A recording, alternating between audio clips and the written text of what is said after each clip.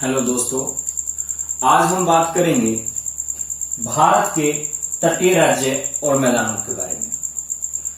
भारत के 9 ऐसे राज्य हैं जो तटों के साथ लगते हैं। कितने राज्य हैं? 9 राज्य जो तटों के साथ लगते हैं। जैसे यहां पर है गुजरात, जो एक तटीय राज्य है। इसी तरह महाराष्ट्र, गोवा,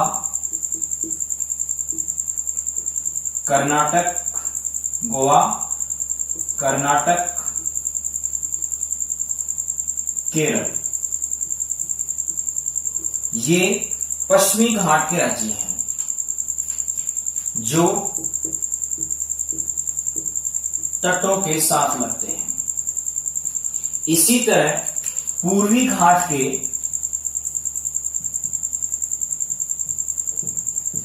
जैसे तमिलनाडु,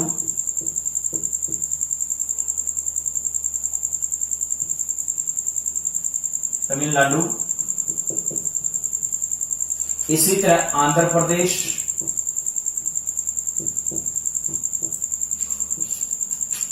ओडिशा और पश्चिम बंगाल, ये भारत के 9 ऐसे राज्य हैं जो तटों के साथ लगते हैं। जैसे गुजरात, महाराष्ट्र, गोवा, कर्नाटक, केरल, तमिलनाडु, आंध्र प्रदेश, ओडिशा, पश्चिम बंगाल। अब क्वेश्चन पूछा जाता है कि भारत का ऐसा कौन सा राज्य है जिसकी तटीय सीमा सबसे लंबी है? तो तटीय सीमा सबसे लंबी जो है वो गुजरात की है। सबसे लंबी तटीय सीमा। सबसे कम किसकी है? गोवा की। और दूसरे स्थान पर अगर लंबी की बात की जाए तो आंध्र प्रदेश दूसरे स्थान पे है। और अगर दूसरे स्थान पर कम की बात की जाए तो पश्चिम बंगाल की कम है। अगर इसी तरह क्वेश्चन पूछा जाए कि विश्व का ऐसा कौन सा देश है जिसकी तटीय सीमा सबसे लंबी है, तो उस देश का नाम है कनाडा। और क्वेश्चन पूछा जाए कि ऐसा कौन सा देश है जिसकी तटीय सीमा सबसे कम है, तो उस देश का नाम है जिब्राल्टर। इसी तरह अब बात करते हैं हम भारत के तटीय मैदानों की। तो तटीय मैदान कैसे बने? हम कह सकते हैं यहां पर जो सागरीय तरंग उठती हैं, सागरीय तरंगों से, सागरीय तरंगों के अपर्दन एवं निक्षेपण से या फिर प्रायद्वीपीय नदियों द्वारा, या यहां पर प्रायद्वीपीय नदियों द्वारा लाए गए अवसाद के जमाव के कारण इन तटीय मैदानों का निर्माण हुआ। अब जो पश्चिमी घाट है ये हमारा कहां से कहां तक फैला हुआ है? तो ये फैला हुआ है यहां पर कच्छ के रण से लेकर यहां पर है कन्याकुमारी।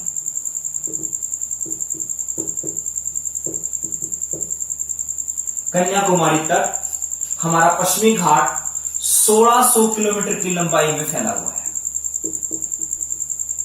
और इस पश्चिमी घाट की चौड़ाई जो है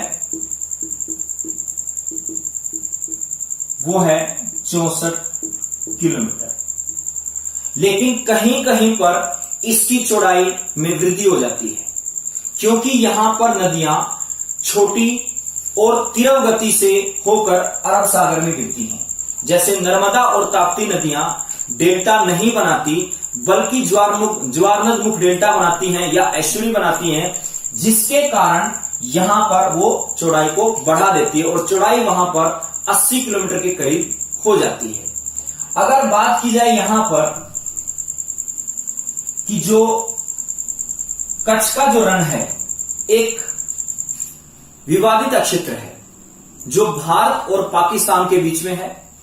कच्छ का रण जो है एक दलदलीय क्षेत्र है जो गुजरात में कच्छ की खाड़ी के उत्तरी हिस्से में है और यहां पर जो आंतरिक रूप से जो नदियां प्रवाहित होती हैं वो इसको दलदली और नमकीन बना देती हैं, जिसके कारण यहां पर कुछ और छोटी नदियां हैं जैसे लूनी नदी है, कुछ और छोटी नदियां हो सकती हैं, इसमें आकर के अपना जल गिराती हैं और उसके बाद यहां पर वो सूख जाती हैं, जिसके कारण यह क्षेत्र क्या बन जाता है, दलदली बन जाता है। कई बार क्वेश्चन भी पूछा जाता है कि ऐसी कौन सी नदी है जो कच्छ के रण में आकर लुप्त हो जाती है, तो वो नदी है लूनी, यानी लूनी नदी जो है कच्छ के रण में आकर लुप्त हो जाती है। इसी तरह यहां पर इस कच्छ के रण का क्षेत्रफल है 20,720 वर्ग किलोमीटर। इसका टोटल क्षेत्रफल है 20,720 वर्ग किलोमीटर, लेकिन इसमें से पाकिस्तान कहता है कि 9,065 वर्ग किलोमीटर क्षेत्र हमारे अधीन आता है, यानी हमारे क्षेत्र में आता है। इसलिए इन दो देशों के बीच कच्छ के रण को लेकर डिस्प्यूट बना हुआ है, विवाद बना हुआ है और पाकिस्तान इसे एक झील मानता है। पाकिस्तान इसे एक झील मानता है जबकि भारत इसको एक दलदलीय क्षेत्र मानता है। तो यहां पर इस कच्छ के रण से या कच्छ के रण के बिल्कुल बीचों बीच यहां पर एक 24 डिग्री उत्तरी अक्षांश 24 डिग्री उत्तरी अक्षांश रेखा भी होकर गुजरती है और जिसे पाकिस्तान ये कहता है कि 24 डिग्री उत्तरी अक्षांश पर भारत और पाकिस्तान की सीमा होनी चाहिए, लेकिन भारत इसे स्वीकार नहीं करता और इसी 24 डिग्री उत्तरी अक्षांश के पास एक सर्क्रिक बिंदु है, सर्क्रिक बिंदु, जिसको लेकर के भी भारत और पाकिस्तान में विवाद बना हुआ है। तो ये सारी बातें जो थी ये कच्छ के रण से संबंधित थी और कई बार क्वेश्चन पूछा जाता है कि कच्छ का रण किसके लिए प्रसिद्ध है, तो कच्छ का रण जंगली गधों के लिए प्रसिद्ध है। इसी तरह अगर हम बात करें कच्छ के रण से लेकर यहां पर एक दमन दीव हमारा केंद्र शासित प्रदेश है, उसके बीच का जो यह क्षेत्र है इस क्षेत्र को काठियावाड़ का क्षेत्र कहा जाता है, काठियावाड़ का तट कहा जाता है और इसी काठियावाड़ के तट में काली मिट्टी ज्यादा पाई जाती है और काली मिट्टी का विस्तार या कह सकते हैं गुजरात और महाराष्ट्र में है और काली मिट्टी का निर्माण बेसाल्ट चट्टानों से होता है। कई बार क्वेश्चन पूछा गया कि काली मिट्टी का निर्माण किन चट्टानों से होता है, बेसाल्ट चट्टानों से होता है। इसके बाद इस काठियावाड़ के तट से ही नर्मदा, ताप्ती, ये दोनों नदियां बरंस घाटी से होकर गुजरती हैं, यानी एक संकीर्ण रास्ते से होकर गुजरती हैं और उसके बाद यहां काठियावाड़ से होते हुए या काठियावाड़ के तट से होते हुए अरब सागर में गिर जाती है। और नर्मदा और ताप्ती दोनों नदियां डेल्टा नहीं बनाती, अगर डेल्टा बनाती हैं तो ज्वार नदमुख डेल्टा बनाती हैं, ज्वार नदमुख डेल्टा बनाती हैं। अब ये ज्वारमुख डेल्टा होता कैसा है कि जब कोई नदी अपने निर्धारित स्थान से निकलती है तो अपने साथ क्या लेकर आएगी, वो कंकर पत्थर लेकर आएगी और कंकर पत्थर को किसी स्थान पर जमा नहीं करती, उस कंकर पत्थर का आप कह सकते हैं बहाव जो है सीधा किसी सागर या खाड़ी में कर देती है या उसको कंकर पत्थर को डायरेक्ट रूप से किसी सागर या खाड़ी में गिरा देती है। इसे ही ज्वारनदमुख डेल्टा कहा जाता है। इसके बाद अगर हम बात करें दमन द्वीप से लेकर के गोवा के बीच, दमन द्वीप से लेकर के गोवा के बीच में जो तटीय मैदान है उसका नाम है कोंकण तट।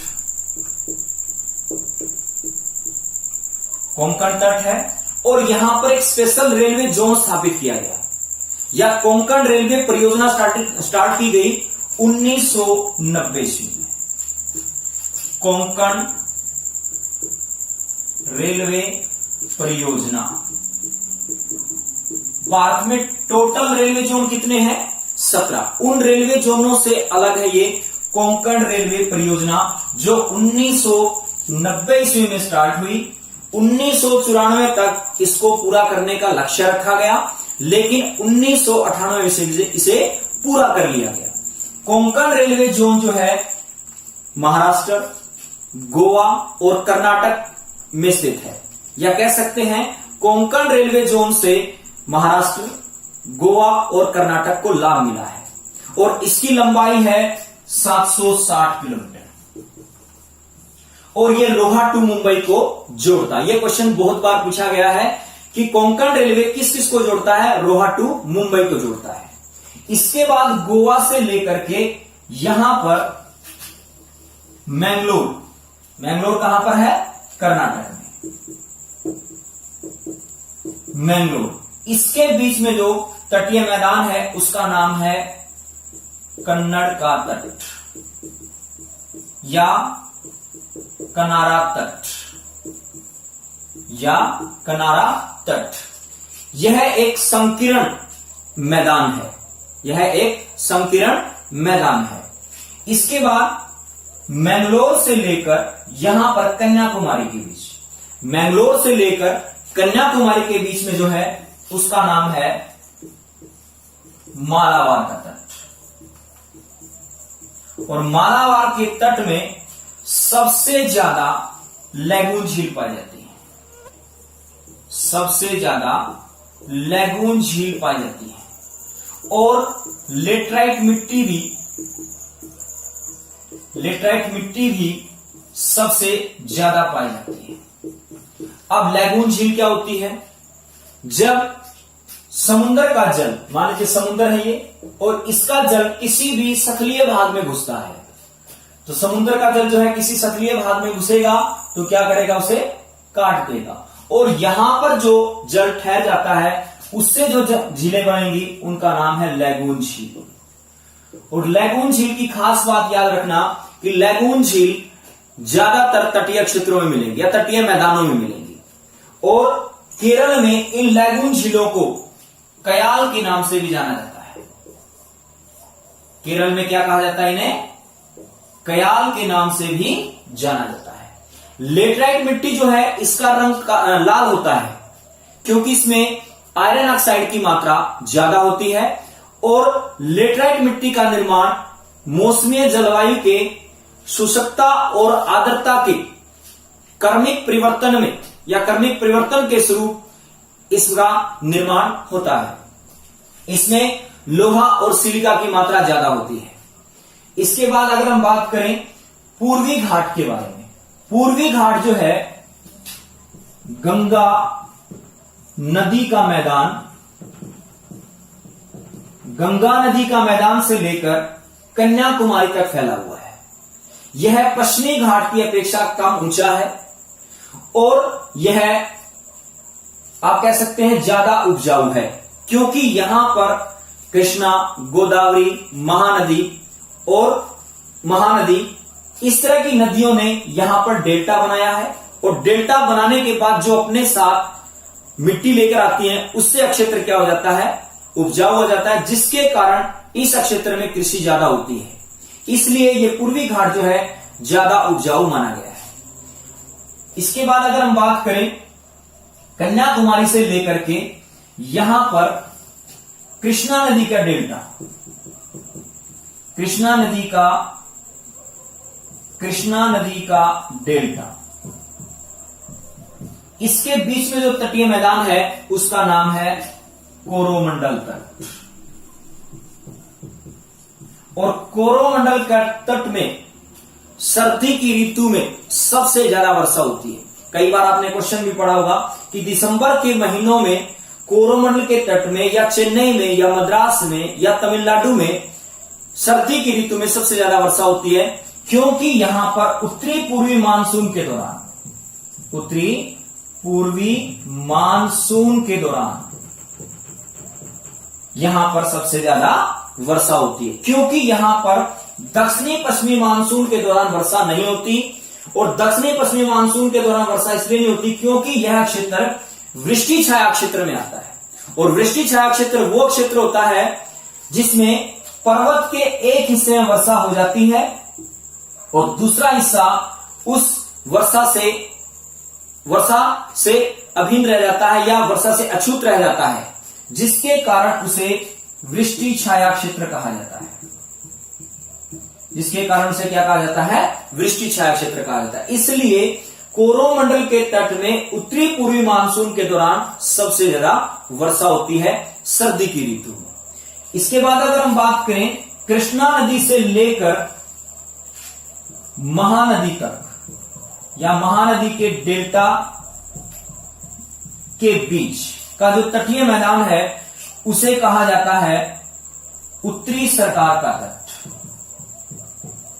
उत्तरी सरकार का तट। और इसी उत्तरी सरकार के तट में भारत की सबसे बड़ी लैगून झील और भारत की सबसे बड़ी खारे पानी की झील चिल्का झील स्थित है।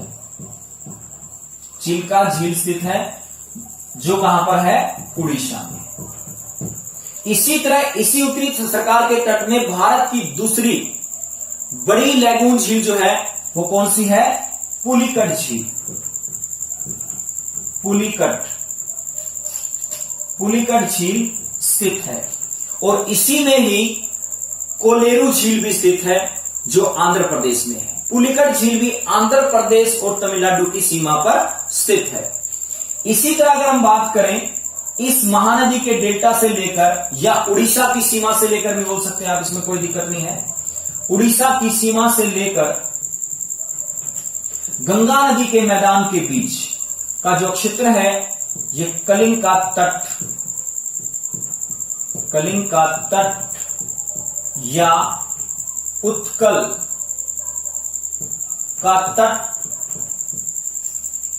कलिंग का तट या उत्कल का तट के रूप में जाना जाता है। और इसी कलिंग का कई बार क्वेश्चन पूछा जाता है कलिंग का तट किस स्थान पर है, तो कलिंग का तट जो है उड़ीसा में है। और इसी कलिंग के क्षेत्र में 261 ईसा पूर्व में अशोक राजा ने कलिंग का युद्ध लड़ा था और इस युद्ध में भयंकर रक्तपात हुआ। और इस रक्तपात को देख करके अशोक राजा ने अपने प्रिय शिष्य मोगलीपुत्तिस के कहने पर या उक्तरूप के कहने पर उसने बौद्ध धर्म को धारण कर लिया था। तो इस तरह से हम भारत के तटीय राज्य और मैदानों के बारे में जान सकते हैं।